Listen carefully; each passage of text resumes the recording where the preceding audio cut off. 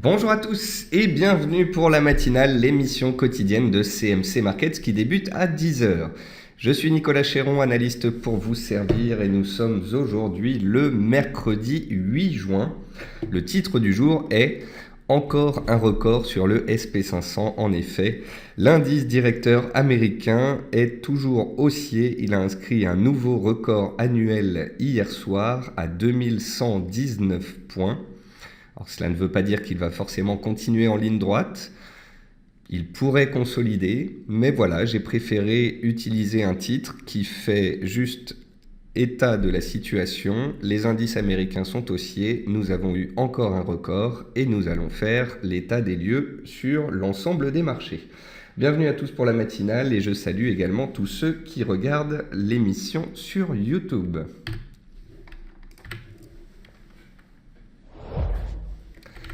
Alors comme tous les matins, voici un avertissement sur les risques concernant le caractère purement informatif de cette présentation et les CFD. Je vous laisse en prendre note. Je vous invite à utiliser les fonctions de chat et de questions-réponses en haut de votre écran pour pouvoir converser avec moi. On va voir comme tous les matins les actualités marché, macro, actions, les statistiques passées et à venir. On va voir une figure graphique reconnue sur la plateforme de CMC Markets. Puis je parlerai des indices, des actions, des matières premières et du Forex. Alors, beaucoup d'actualités ce matin. Dans les actualités marché, nouveau plus haut de 7 mois hier sur le SP500 à 2119 points. L'indice américain évolue dans une tendance haussière de moyen terme et de court terme tant qu'il sera au-dessus des 2100 points et d'une oblique haussière qui passe par tous les plus bas depuis 10 jours. On verra ça sur la partie graphique. Nouveau plus haut annuel pour le pétrole WTI en amont des stocks de pétrole à 50,20 $. Vous aurez remarqué que je reste très factuel également sur le pétrole WTI qui est haussier à court terme et à moyen terme. À long terme, le pétrole est baissier. Il va arriver bientôt sur des résistances majeures. Nous allons voir cela dans la partie graphique. Et comme d'habitude, je n'anticipe pas un retournement. J'attends que les cours montent jusqu'à atteindre une résistance et à potentiellement opérer un reflux, faire une figure de retournement ou un chandelier de retournement baissier. En attendant, les cours sont haussiers. Nous avons les stocks cet après-midi. Et cela peut bien évidemment engendrer de la volatilité. Nouveau record de 4 ans sur le jus d'orange à 1,7 $ par livre hier. En effet, il y a eu des pluies qui ont abîmé les plants de jus d'orange au Brésil, qui est le premier producteur. Ensuite, la semaine dernière, il y a eu de fortes pluies, puis des chaleurs. C'est vraiment une météo complexe. Donc aux États-Unis, en Californie notamment, les États-Unis c'est le deuxième producteur de jus d'orange. Donc tout ça, ça a entraîné en fait une très forte hausse des cours du jus d'orange ces derniers temps. On est arrivé sur un record de 4 ans, on a touché une résistance de moyen terme et je vous ai rédigé une analyse à ce sujet car justement, nous avons fait un échec sous résistance hier et suite à cet échec, le jus d'orange pourrait potentiellement consolider. On verra ça également dans la partie graphique. Nouveau plus bas du dollar index en juin sur support ce matin à 93,7 points. Parallèlement à ça, l'or a cassé les 1250 $, mais comme je vous l'ai expliqué hier, si le dollar américain devait réagir rapidement sur la zone de prix sur laquelle il est actuellement, l'euro et l'or n'iraient pas beaucoup plus haut. Donc, séance d'importance pour le dollar index, qui est sur le fil du rasoir. S'il descend plus bas, l'or et l'euro pourraient valider des cassures de résistance à 1,1380 et à 1250 respectivement. Mais si le dollar américain se reprend rapidement, ces résistances ne passeront pas. Et puis pour finir, chandelier de retournement potentiel sur le VIX, l'indice de volatilité hier. Chandelier à confirmer ou non ce jour. Si le VIX repart à la hausse aujourd'hui, cela pourrait corroborer une consolidation des indices. Si au contraire le VIX continue de baisser, la complaisance se maintiendra sur les marchés. Côté actualité macroéconomique, David Cameron invite les Anglais à ne pas prendre la décision de quitter l'Union européenne et d'affaiblir l'Angleterre. Le programme d'achat de la BCE sur les obligations d'entreprise débute ce jour. La Banque mondiale revoit à la baisse la croissance mondiale de 2,9 à 2,4% en 2016. Elle revoit également la croissance américaine de 2,7 à 1,8%. Côté Chine, les réserves de change sont au plus bas depuis décembre 2011 à 3 190 milliards de dollars. Malgré tout, malgré des statistiques en baisse, malgré des indices en berne, malgré des réserves de change au plus bas, eh bien la Chine, la Banque centrale chinoise, prévoit 6,8% de croissance en 2016. On fera les comptes en fin d'année. Et puis la Banque de France abaisse sa prévision de croissance pour le deuxième trimestre à 0,2%. Donc vous voyez qu'on a une banque mondiale qui baisse ses prévisions sur les US, sur l'ensemble du monde, une banque de France qui abaisse ses prévisions. La seule banque centrale, la seule institution à maintenir ses prévisions, c'est la Chine comme d'habitude. Côté entreprise, peu d'actualité. EDF voit sa note abaissée par Fitch de A à A- en raison de la baisse des prix de l'électricité. AXA et Score, les deux assureurs français, laissent entendre que les sinistres en France pourraient dépasser 900 millions d'euros. Total voit son OPA sur Saft validé par l'AMF. Et puis Air France fait état d'un trafic en hausse de 0,8% en mai. Côté meilleure et moins bonne performance du CAC 40, on retrouve Technip qui est recherché grâce à la hausse du pétrole notamment. Et puis dans les baisses, on a l'automobile et les banques. C'était les deux secteurs qui montaient hier et qui aujourd'hui consolident. Vous pourrez remarquer que les baisses ne sont pas supérieures à 1%. Donc ça reste une respiration de marché ce jour. Côté statistiques passées, la production industrielle allemande hier est ressortie en ligne à plus 0,8%. Et puis la croissance annualisée japonaise a été revue de 0,2% à 1,9%. Le PIB japonais trimestriel, lui, est en hausse de 0,5%. Il est inchangé. Et puis ce jour, donc à 10h30, on aura les chiffres de la production industrielle en Angleterre. Ensuite, 14h15, 14h30, des statistiques au Canada. 16h30, les stocks de pétrole qui devraient engendrer de la volatilité. Et puis vous voyez, je vous ai mis aussi tout le calendrier de cette nuit parce que à 23h, on a rendez-vous avec la Banque centrale de Nouvelle-Zélande. Et puis ensuite, on a des statistiques au Japon et enfin des statistiques en Chine. Si les statistiques sont supérieures aux attentes, on pourrait avoir de l'appétit pour le risque demain matin. Par contre, attention, si les statistiques chinoises ne sont pas bonnes, cela peut engendrer de l'aversion au risque. Et puis, je reviens sur cette configuration graphique détectée par la plateforme de CMC Market. C'est un triangle sur le titre Crédit Agricole. Je vous l'avais déjà montré en début de semaine, me semble-t-il. Pourquoi est-ce que je vous montre ce triangle ? C'est parce qu'il matérialise un petit peu ce qui se passe actuellement sur les indices européens. Contrairement aux indices américains, les indices européens sont un petit peu faibles. Ils latéralisent, tout comme latéralise le titre Crédit Agricole depuis à peu près un mois. Si dans les séances qui viennent, les bancaires sont recherchés et que l'on tient le triangle et qu'on fait une rotation à l'intérieur, ce sera de bon augure pour les indices qui pourraient repartir vers leur plus haut. Si au contraire, Crédit Agricole casse son triangle par le bas et que d'autres bancaires font de même, les indices boursiers pourraient consolider, voire corriger. Voilà donc pour cet état des lieux de l'actualité. On va maintenant passer au graphique. On commence comme tous les matins par le Standard & Poor's sur les indices boursiers. Donc l'indice américain est haussier depuis maintenant presque 4 mois. Depuis 2 mois, il est dans un range. Et en données journalières, depuis à peu près 15 jours, il est fortement haussier. Il tient les supports. On a fait un nouveau plus haut annuel avant-hier, nouveau plus haut annuel hier. Et ce matin, on consolide. On travaille la résistance, la zone des 2110-2112 points. Si le pétrole continue de grimper cet après-midi grâce au stock, que le VIX, l'indice de volatilité, ne s'apprécie guère et que la complaisance se maintient sur les indices boursiers, tant que le SP500 évoluera le long de cette oblique ici en bleu et qu'il sera au-dessus des 2100 points, eh bien le SP500 sera haussier et sera susceptible d'aller chercher de nouveaux plus hauts dans la zone notamment de ces plus hauts historiques, puisque je rappelle qu'on est à seulement 1% des plus hauts historiques sur le SP500.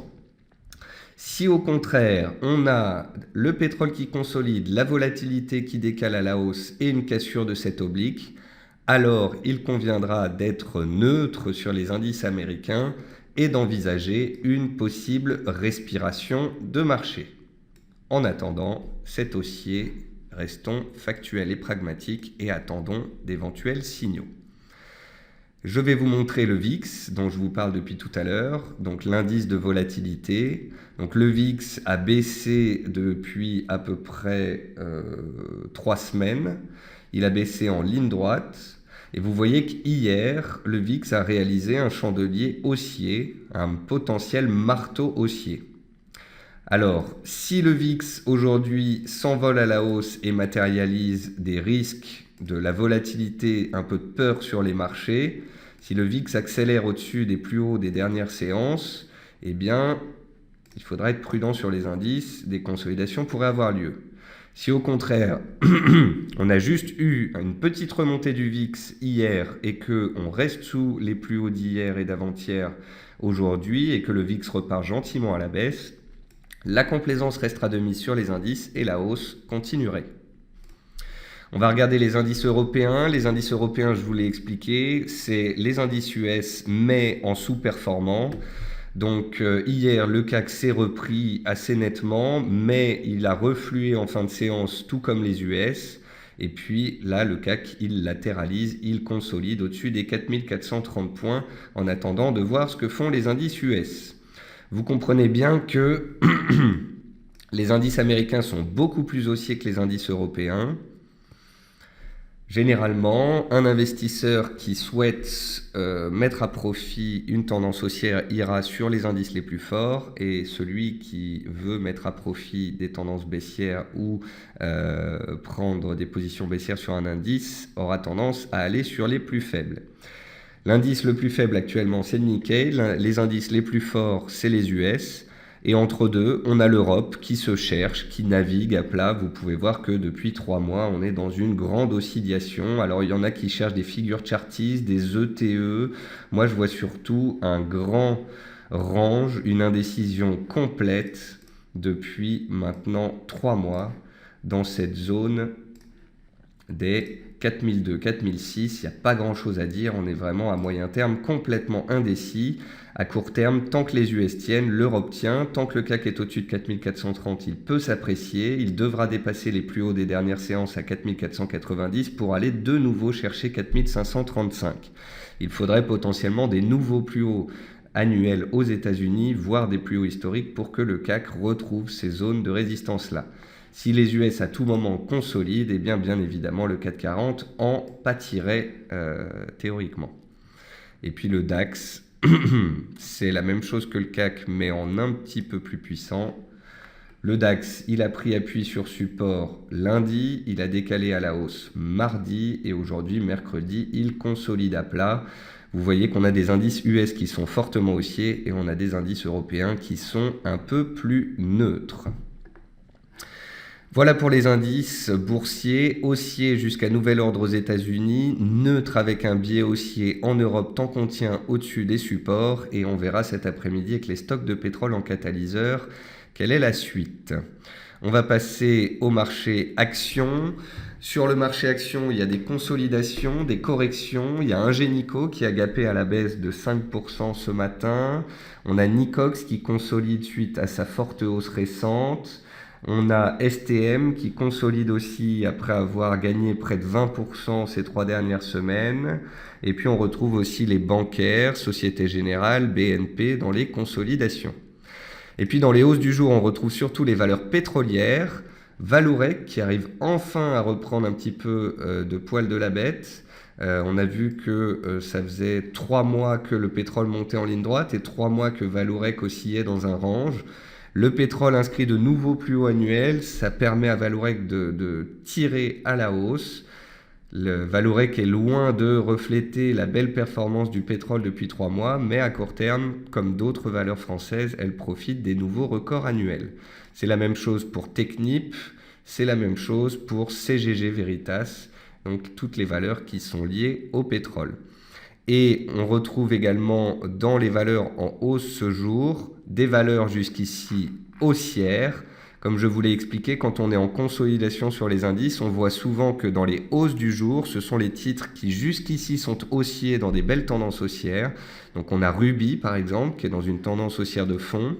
On a Technicolor, dont on avait vu qu'elle était dans une belle tendance haussière depuis 1 mois, matérialisée par une oblique qui passe par tous les plus bas.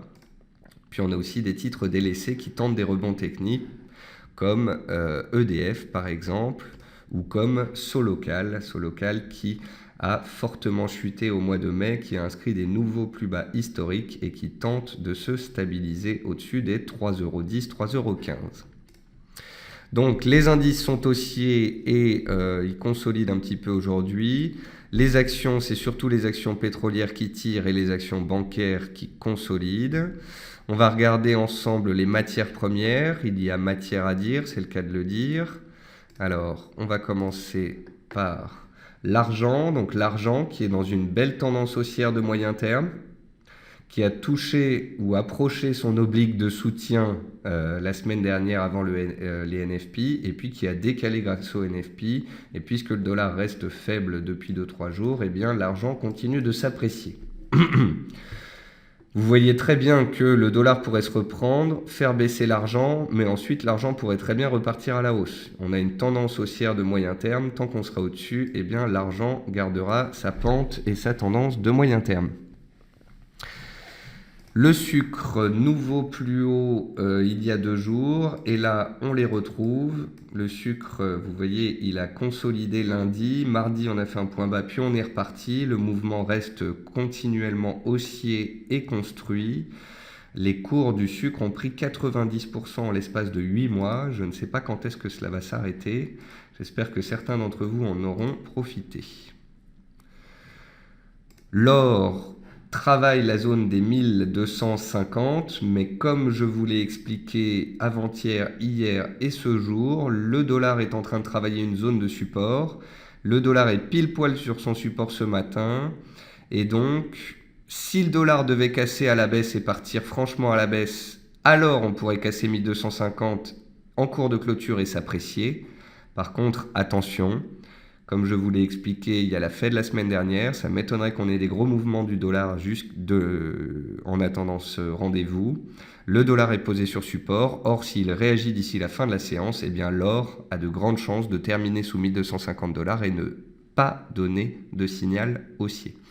Donc, comme je vous l'ai expliqué, on a eu un beau rattrapage de l'or, de l'euro-dollar vendredi dernier, mais ce n'est pas forcément la naissance d'une tendance claire. Vous voyez que là, on se cherche et je pense qu'on va continuer de se chercher ainsi jusqu'au rendez-vous du 15 juin avec la Fed. Le soja reste ancré dans sa tendance haussière. Il consolide un petit peu ces derniers jours après sa forte appréciation des dernières semaines. Tant que le soja évoluera au-dessus de sa moyenne mobile à 20 jours qui fait office de support, la tendance restera haussière. Le cuivre a perdu 3% hier, il reprend un petit peu aujourd'hui. Alors le cuivre, il faut savoir que c'est un indicateur avancé de la croissance mondiale et de l'activité en Chine. Vous aurez remarqué que depuis le début de l'année, le pétrole a repris 90% à la hausse. Donc quand on regarde le pétrole, on a l'impression que tout va bien, il y a de l'appétit pour le risque et on a l'impression que la planète a redémarré. Par contre, vous voyez bien que quand on regarde le cuivre, on voit bien que les cours du cuivre n'arrivent pas à s'apprécier depuis 6 mois. Ils végètent sur un support. Et si l'activité en Chine devait se détériorer, il ne serait pas étonnant de voir ce support céder et le cuivre aller plus bas. Le cuivre matérialise un petit peu donc la croissance mondiale, l'activité chinoise. Et bien pour le moment, vous voyez que cet indicateur avancé de croissance ne nous donne pas les signaux haussiers qu'espèrent certains macroéconomistes qui parlent de reprise économique et de croissance. Ensuite, le pétrole. Le pétrole, donc comme je vous le disais, à moyen long terme, à court et moyen terme, il est haussier. À long terme, il approche de résistance majeure. Le pétrole Brent approche de la zone de résistance des 52-53 dollars, testée en août et en octobre 2015. C'est une résistance majeure. Donc on s'en approche. Pour l'instant, c'est haussier. Tant que ce sera haussier, que les supports seront de plus en plus hauts, eh bien, pas de raison de parler de baisse. Si les stocks de pétrole cet après-midi engendrent plus de hausse, eh bien les cours pourraient se diriger donc vers les 53-54 dollars et la borne haute du canal haussier. Alors il conviendrait d'être potentiellement plus prudent puisque à chaque fois qu'on a testé la borne haute du canal, il y a eu des replis des cours. Si cet après-midi les stocks de pétrole ressortent bien plus élevés et que on a un avalement baissier sur le pétrole et une réintégration du range précédent, il faudra faire très attention, ce serait signe du retour des velléités baissières sur les cours du pétrole. Et sur le WTI, même chose, tendance haussière de court et moyen terme, résistance de long terme en approche à 51 dollars, haut de biseau haussier vers 51, 50, 52 dollars. Je deviens de plus prudent sur le pétrole, je suis factuel, la tendance est haussière, les plus bas sont de plus en plus hauts, on peut tracer des obliques de soutien qui matérialisent bien la hausse en cours. Tant qu'on sera au-dessus des supports, la hausse pourra perdurer vers de nouveaux records annuels. Par contre, si à tout moment on échoue sous une résistance claire, on fait un chandelier de retournement, puis ensuite on casse des supports, alors là, eh bien, il conviendra peut-être de changer de fusil d'épaule et d'opérer des stratégies baissières. Pour l'instant, ce n'est pas le cas. Comme sur les indices américains, j'essaye de faire preuve d'un maximum de pragmatisme. Je fais une analyse factuelle de la situation. Tant que c'est haussier, ça peut grimper. Si à un moment, on a un chandelier de retournement, eh bien, on en parlera. Le riz continue d'être recherché, il a pris 10% en l'espace de 8 jours et il tend vers ses plus hauts annuels à 11,85. Le gaz naturel continue de s'apprécier, nouveau plus haut annuel ce jour, il approche de ses plus hauts de janvier, donc une zone de turbulence potentielle. Si on va sur cette zone de prix et qu'on y échoue, on pourrait connaître une correction. Si on la dépasse en force, on pourrait connaître une accélération. Et puis ensuite, le blé. Le blé, je vous ai écrit une analyse dessus où je vous explique qu'à moyen terme, eh bien peut-être que cette zone des 430-460 est une zone de soutien de moyen terme à partir de laquelle on pourrait connaître un rebond. C'est ce qui a eu lieu. On a gagné 10% en l'espace de 3 semaines. Néanmoins, comme je vous l'ai expliqué hier, il faudra absolument dépasser cette zone des 505-510 dollars pour valider un signal haussier et casser l'oblique baissière de moyen terme. Car si on n'y arrive pas, on pourrait rester à l'intérieur de cette figure baissière, le biseau descendant. Donc c'est une figure haussière, mais elle est orientée à la baisse, qu'on se comprenne bien. Donc il faudra rapidement dépasser cette zone de prix pour aller plus haut. Si on ne la dépasse pas, on pourrait consolider de nouveau. Et je vais finir avec le jus d'orange dont on a parlé hier, sur lequel j'ai écrit une analyse hier après-midi.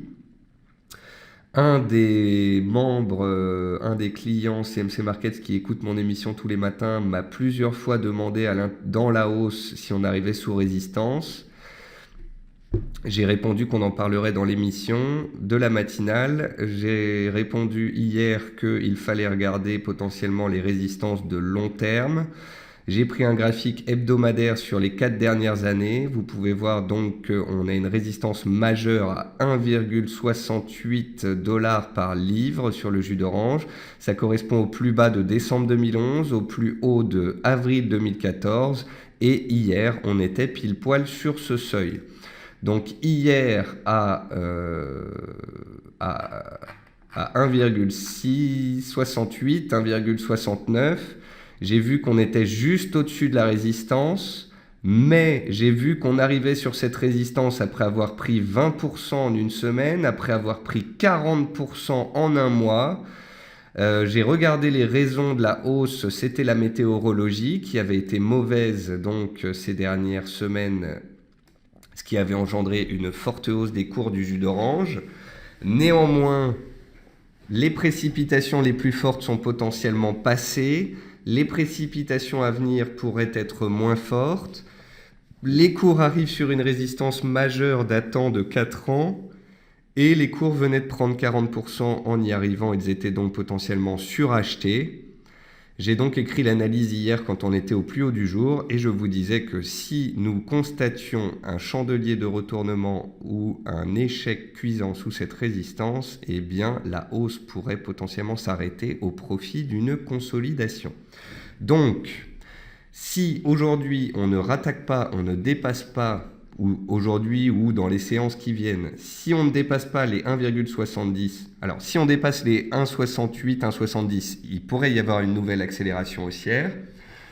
Si on revient tester les 1,68 et qu'on y échoue, on validerait la pertinence de cette résistance et un potentiel des redémarrages baissiers ou du moins une consolidation baissière des prises de bénéfices des acheteurs.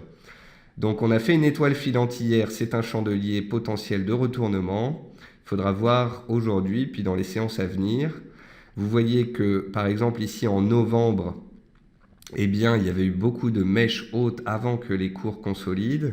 Donc patience, on va voir dans les séances qui viennent si on bute ou non sous cette zone de prix. Mais si ça devait être le cas, on pourrait par la suite connaître une consolidation des cours.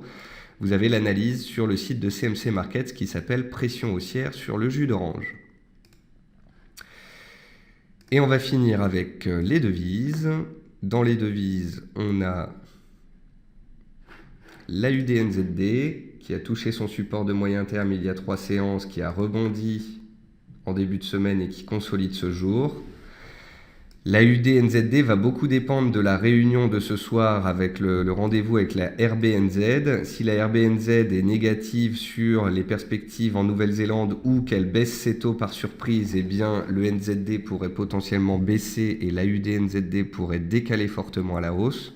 Si au contraire le NZD reste soutenu, eh bien la paire pourrait continuer de végéter.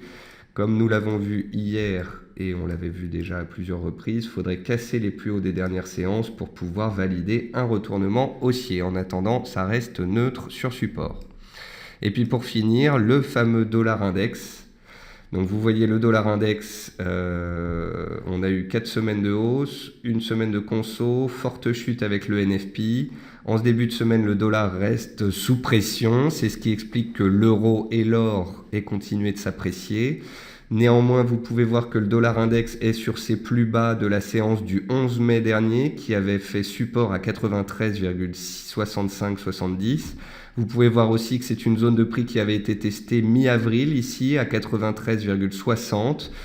Donc c'est pour ça que je vous disais qu'on était pile poil sur un pivot clé. Si le dollar réagit favorablement sur ce support, eh bien l'or et l'euro-dollar resteraient sous leur résistance respective. Au contraire, si le dollar lâche et chute sous ce seuil, alors l'euro serait susceptible de casser la zone des 1,1380-1,14 et de s'apprécier, et l'or casserait pour de bon les 1250 pour continuer de grimper. Donc c'est le dollar index qu'il faudra suivre. De la même manière que sur les indices, vous pourrez suivre le VIX pour savoir s'il y a de l'aversion au risque ou pas sur les marchés. Alors, Alan me dit, est-ce que le SP500 est en train de faire une tête-épaule inversée, éventuellement encore plus bullish? Alors non, Alan, ne cherchez pas des figures en tête-épaule partout. Le SP500 est vraiment dans la figure la plus basique qui existe sur les marchés. C'est un range. Il y a un range ici entre 2040 et 2110. On est en train de tenter de s'en extraire à la hausse. Si on y arrive, on ira chercher les plus hauts historiques. Si on n'y arrive pas, on consolidera à l'intérieur de ce range. Et on ne parlerait de risque baissier à moyen terme que si on cassait les 2040 points. Donc comprenez qu'il y a des gens qui voyaient le TE ici potentiel sur le SP500 qui pouvait faire chuter les cours. Ça n'a pas été le cas. On ne va pas commencer à avoir une ETE inversée potentiellement très haussière alors qu'on est pile poil sur la résistance. On ne va pas être vendeur en bas et acheteur en haut. En bas, il convenait d'être pragmatique et de dire que tant que ça tenait, ça pouvait monter. Et en haut, Étant donné que la tendance de fond est haussière et que la probabilité de hausse est plus forte, eh bien, je vous explique que, en gros, tant que les plus bas sont de plus en plus hauts, la résistance a des chances de casser. Si on vient à casser les 2100 points et l'oblique haussière, on se posera des questions. Hervé me dit, le platinium est corrélé à d'autres matières premières, qu'en pensez-vous? Hervé, le platine et le palladium vont de pair et ils sont généralement assez corrélés avec l'or et l'argent, avec des petites nuances. Donc voilà, là vous avez le platine. Par-dessus, je vais mettre le... Alors attendez, hop. Le palladium, le platine. Je vais faire comme ça. Alors, palladium, platine, or et argent. Donc vous voyez, je prends un actif, j'ouvre le graphique et ensuite je prends tous ces petits copains et je les glisse à l'intérieur de la fenêtre. Donc vous pouvez voir, ça c'est le palladium ici en chandelier. Et puis ici, les courbes vertes, roses et bleues, c'est platinium, or et argent. Vous pouvez donc voir qu'il y a une très forte corrélation entre tous les métaux qui en fait dépendent grandement du dollar. Quand le dollar baisse, les métaux s'apprécient. Quand le dollar monte, les métaux se déprécient. Vous pouvez voir que sur une période de à peu près 6 mois, l'or est le plus fort, très corrélé à l'argent, un peu plus fort que le platinium, et le palladium, lui, arrive en bon dernier. Donc le palladium est le moins fort, le platinium, lui, est plus corrélé à l'argent et l'or. J'espère que j'aurai répondu à votre question. Loïc me dit le jus d'orange très actif. Effectivement, le jus d'orange est très actif. Il a touché une résistance de moyen terme. Vous avez une analyse à lire sur le site de CMC Markets. Et nous verrons cet après-midi ce que cela donne. Je vais finir en jetant un œil sur le niveau du SP. Il est toujours à 2110 points. Donc, pour le moment, les acheteurs gardent la main. Voilà, sur ce, on a fait le tour de l'actualité, de l'ensemble des marchés. J'espère que j'ai répondu clairement à vos réponses, que les informations que je vous donne et la façon dont je le fais tous les matins vous apprend des choses et vous plaît. N'hésitez pas à me faire de retour sur la matinale, sur des choses à améliorer, sur des actifs dont vous souhaiteriez qu'on parle un peu plus. Je vous souhaite à tous un très bon appétit, une bonne séance de trading, une bonne journée et je vous retrouve demain matin avec grand plaisir à 10 h pour la matinale.